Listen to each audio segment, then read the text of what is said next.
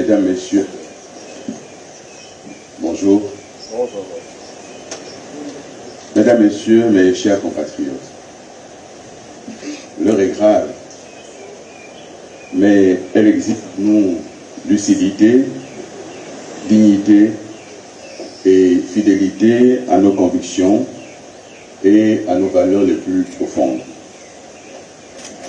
L'élection présidentielle du 12 avril a livré ses premiers résultats. Ceci donne le candidat du PDG-CTRI, soutenu par tout l'appareil militaro-politico-administratif de l'État, vainqueur à plus de 90% des suffrages exprimés. J'en prends acte avec gravité et lucidité. Le choix de la continuité l'a emporté sur celui de la rupture que nous prenions et que j'appelle de tous mes voeux pour notre pays. Ce choix de la continuité, je le respecte, même s'il ne saurait emporter mon adhésion. Faut-il féliciter une victoire arrachée dans des conditions aussi opaques et contestables? D'autant plus que l'addition des suffrages exprimés attribués à chaque candidat donne un total de 95,18%, soit 4,82% de suffrages qui manqueraient au compteur, introduisant ainsi un doute légitime quant à la sincérité des chiffres avancés par le ministère de l'Intérieur. Ce gap, cette masse manquante de 4,82% suffit à elle seule à discréditer cette élection dont les scores soviétiques trahissent la compétition ridicule entre soutiens zélés voulant absolument plaire à leur maître. Certes, je n'ai pas gagné cette élection, mais le vainqueur désigné l'a-t-il vraiment emporté à la régulière? Et le score qui m'est attribué est-il sincère ou relève-t-il au contraire d'une stratégie visant à tenter de gêner toute possibilité de rebondir? La question reste ouverte. Mesdames et messieurs, jamais depuis mon entrée en politique, je n'ai été témoin d'un tel détournement de tous les moyens de l'État. Jamais je n'ai vu une telle orchestration du faux, une telle confiscation du vrai, à tous les niveaux. Les mécanismes du mensonge ont fonctionné comme une machine bien huilée. Bourrage d'urnes, suppression des suffrages des concurrents, privation des marges de manœuvre pour mes équipes, omniprésence d'un candidat soutenu par l'État, jusqu'à l'épuisement de la parole démocratique même. Ce que nous avons vécu le samedi 12 avril n'était pas une élection libre. C'était la réplique à l'identique de la mascarade référendaire. C'était surtout la mise en scène d'un pouvoir qui veut s'éterniser en usurpant les habits de la rupture, alors qu'il n'est que la résurgence empire du système que les militaires avaient annoncé anéantir le 30 août 2023, suscitant des scènes de liesse dans les rues de Libreville et d'ailleurs, par des Gabonaises et des Gabonais euphoriques. Que reste-t-il de ce prétendu esprit du 30 août 2023 après ce que nous venons de vivre? Depuis l'élaboration quasi secrète de la charte de la transition, à la tenue du dialogue national dit inclusif, en passant par l'adoption d'une nouvelle constitution hussarde et du nouveau code électoral, la ruse a prévalu sur l'intelligence et sur l'intérêt national. Le scrutin du 12 avril, tenu 4 mois avant le terme initialement fixé de la transition, a hélas suivi la même logique. Cependant, le démocrate dans l'âme que je suis salue le climat d'apaisement dans lequel cette élection s'est déroulée, même si l'équité s'est trouvée malmenée par la disproportion des moyens entre un candidat menant campagne aux frais du contribuable et les autres devant se contenter de leurs ressources personnelles. C'est le lieu pour moi de remercier avec émotion et respect les milliers de femmes et d'hommes qui m'ont accordé leur suffrage, y compris dans les localités du Gabon et d'ailleurs où je n'ai pas pu me rendre. Leur voix, bien que maltraitée, n'est pas vaine. Elle est la promesse d'un autre Gabon, d'un Gabon qui vient. Leur courage est une lumière dans la nuit qui enveloppe de son voile opaque la démocratie gabonaise. Leur foi en la justice est une source pérenne de mon engagement renouvelé. Le choix de la continuité l'a emporté, du moins provisoirement, face à la culture apaisée, lucide et ambitieuse que nous portions. Mais les idées ne meurent pas. Elles attendent leur heure. Et cette heure viendra. Je m'engage ici et maintenant à rester debout. Non pas contre un homme, mais pour un idéal. Celui d'un Gabon réellement démocratique, équitable, solidaire, décentralisé et réconcilié avec lui-même. À l'ensemble de mes compatriotes, y compris ceux qui ne partagent pas mes idées, j'adresse un appel solennel. Refusons la dérive absolutiste. Refusons la pensée unique. Refusons que la peur devienne la norme.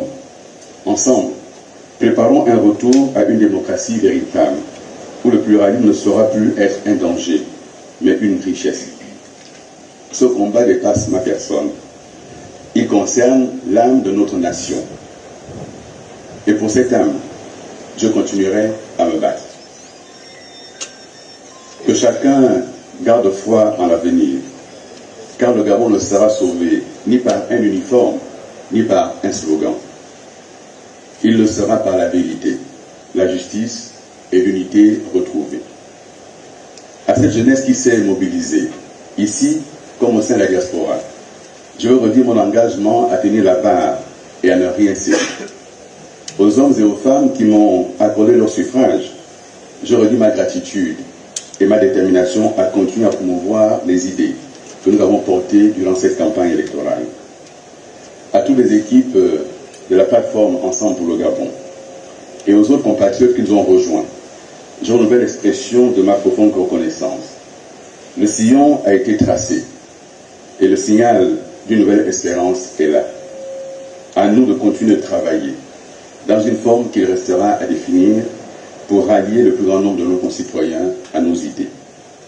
Alors que des nuages sombres s'amoncellent à l'horizon quant à la trajectoire des finances publiques et un possible marasme économique menace notre pays, je veux espérer que le vainqueur déclaré du scrutin du 12 avril, à qui je souhaite bonne chance pour le Gabon, trouve enfin les ressorts indispensables pour répondre aux nombreuses attentes sociales de nos compatriotes.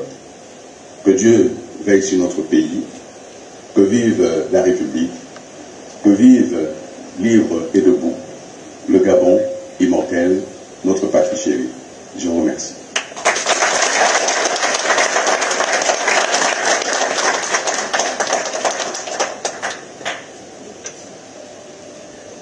Après lecture de cette déclaration, s'il y a des questions de la presse. Oui. Monsieur le Président, vous avez presque regretté le score qui vous a été attribué.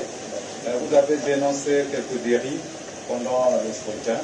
Est-ce que vous allez saisir la Cour constitutionnelle pour contester ces résultats? Parce que vous avez indiqué que ça ne vous pas 100% et que peut-être vous doutez du score qui vous est attribué. Et encore, vous félicitez le vainqueur désigné.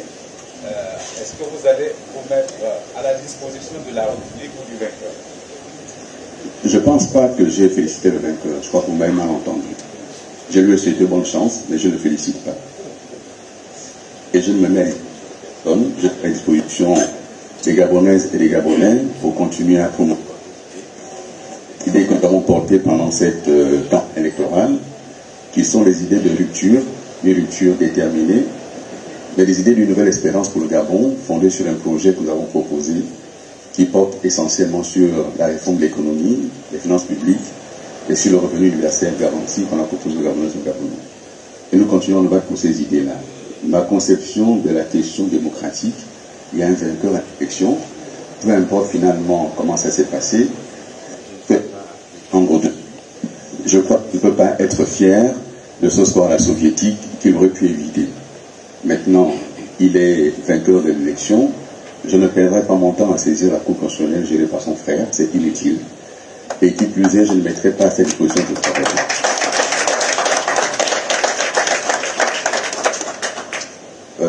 Pardon. Je ne conteste pas le chiffre, je conteste l'ensemble des suffrages. Et j'indique qu'il y a des suffrages qui manquent. Et il leur revient des attributs à qui pourront les attribuer. Parce que finalement, ceci est attribué à la tête du client. Ça ne correspond pas au suffrage estimé. Oui. Merci, monsieur le candidat. Non. Non. Je n'accepte pas cette question. Je ne suis malheureux de rien. Je n'ai pas été élu, je ne suis pas malheureux. Très bien. Monsieur le Président, vous avez pris acte des résultats des élections présidentielles. Vous avez souhaité bon vent à celui qui a été déclaré vainqueur. Et celui-là prône pour l'inclusivité et l'association de toutes les forces vives pour la reconstruction du pays. Accepteriez-vous demain, si le président élu vous appelait à ses côtés pour servir le pays? J'ai répondu à cette question. Ma conception de la démocratie, il y a une élection. Celui qui est élu gouverne le pays. Celui qui a perdu l'élection se prépare et dans son coin, dans son opposition. C'est ça la démocratie. Je n'irai pas travailler avec lui. C'est clair? Bien. Oui. Ben.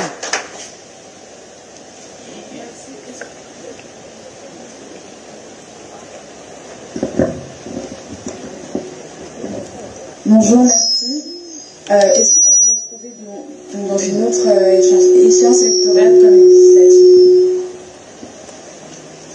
Je viens d'indiquer qu'avec mes amis de la plateforme Ensemble pour le Gabon, nous allons nous retrouver et travailler et définir la forme que nous donnerons. Donc les législatives sont une échéance. On ne sait pas quand elles auront lieu, ces législatives-là. Nous examinerons la possibilité d'y être ou pas. Mais ce n'est pas l'enjeu aujourd'hui. Monsieur le Premier ministre, vous avez dit... Je suis le directeur de la rédaction de Gabon Review. Monsieur le Président, vous avez dit tout à l'heure que vous n'allez pas saisir la haute juridiction pour un recours, mais vous avez tout de même dit le choix de la continuité l'a emporté, du moins provisoirement. Qu'est-ce que cela veut dire? Cela veut dire que c'est un système qui est en place et que les militaires avaient prétendu mettre un terme à ce système-là. Et on voit que ce système se reconstitue avec les mêmes personnes, les mêmes fonctions, y compris dans la fraude électorale. Et je le déplore, mais c'est un choix qui est fait. Et ce choix de la continuité est à l'opposé du choix que j'ai proposé aux Gabonaises et aux Gabonais, qui est un choix de la rupture avec ses manières de faire, la rupture avec un système qui n'a pas fonctionné ou qui a mal fonctionné, la rupture avec un système qui a appauvri les Gabonais et qui maintenant se perpétue. Et ce que je souhaite également que les gens aient à l'esprit, c'est que cette élection présidentielle a lieu alors qu'une nouvelle constitution a été adoptée. Et que cette nouvelle constitution met en des mains d'un seul homme tous les pouvoirs, l'exécutif, le législatif et le judiciaire sont en des mains d'un seul. Et que nous sommes face à un absolutisme qui va se mettre en place. Et par rapport à cela, j'entends être vigilant, j'entends ne pas me mêler, parce que j'ai combattu cette constitution et en cohérence, je combattrai sa mise en œuvre. Oui. Bonjour, monsieur le candidat, je suis Alain Medega pour la rédaction d'Info sur les télévisions. Alors ma question est la suivante. Vous rentriez à disons à cette élection présidentielle avec un combat, je suppose, celui que vous opposez à ces Gabonais qui pensaient que vous n'étiez pas la personne la bienvenue pour prôner la culture. Et là, vous sortez de là avec un pourcentage de 3,85%. Alors, ce pourcentage est sympa ou un échec? Je n'ai pas gagné l'élection, c'est évident. Mais j'ai gagné mieux que l'élection. Il y a 20 000 Gabonais qui ont rassemblé le suffrage officiel derrière mon nom. Il y a un nom, il y en a qui ne le pensaient pas. Et donc dans cette élection, il y a un vainqueur du scrutin, mais il y a une victoire politique. Celle de Billy Binzo dans cette élection, qui est aujourd'hui l'alternative dans notre pays. Et cette alternative, elle est évidente. Il faut maintenant travailler pour que les idées que nous portons soient majoritaires dans l'opinion. Elles commencent à l'être, il faut continuer à travailler pour que les Gabonais sortent des haines qui ont été inculquées, sortent des peurs qui ont été inculquées et regardent la réalité en face. Et la réalité nous attend dans quelques semaines avec une situation des finances publiques qui est catastrophique, avec une crise économique qui menace à nos portes. Il va falloir que les nouvelles autorités trouvent les ressorts suffisants pour répondre aux attentes nombreuses des Gabonaises et des Gabonais. Je leur souhaite bon vent, bonne chance pour le pays. Je crois qu'on ne peut pas dire mieux que cela. En deux dernières questions. Oui, monsieur.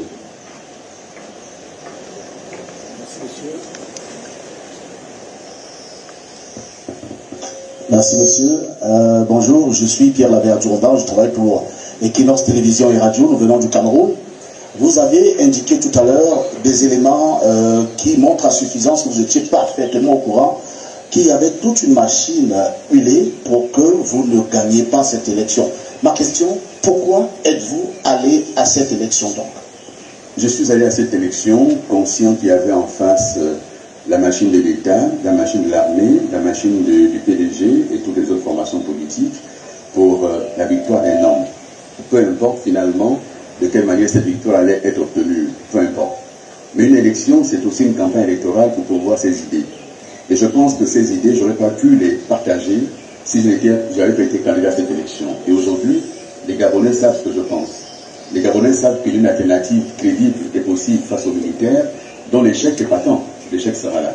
Lorsque vous avez des scores dans des provinces qui atteignent quasiment les 98%, c'est très bien. Mais aussi 98% d'attente qu'il faut pouvoir satisfaire demain. Et donc moi je suis là, encore une fois, je vais être vigilant, je vais être aux côtés des Gabonais et des Gabonais.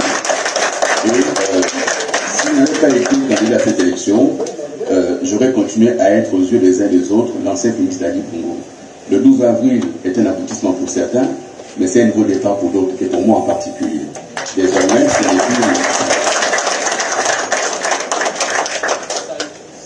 ce n'est plus l'ancien Félix Dadi Bongo qui se tiendra debout, mais c'est celui à qui les Gabonaises et les Gabonais ont fait confiance.